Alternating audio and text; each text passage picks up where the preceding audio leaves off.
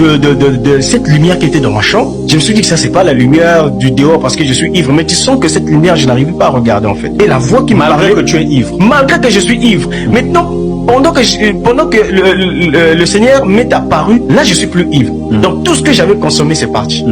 Et là, maintenant, ça dit que tu sens que tu es conscient. Voilà.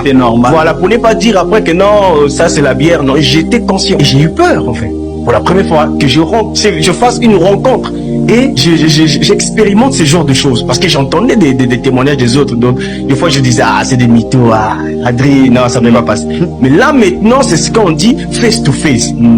La voix a résonné encore. Et avant que cette lumière puisse disparaître de ma chambre, et j'entendais aussi comme des voix, prêche-nous Jésus, prêche-nous Jésus. Là, c'était des jeunes, hein, comme des enfants qui criaient, prêche-moi. J'entends prêche-moi Jésus. Et c'est là où j'entends le Seigneur me dire LMA. Ça veut dire le monde m'attend. Cette vision que j'avais en face de moi, ça veut dire que je voyais plus rien.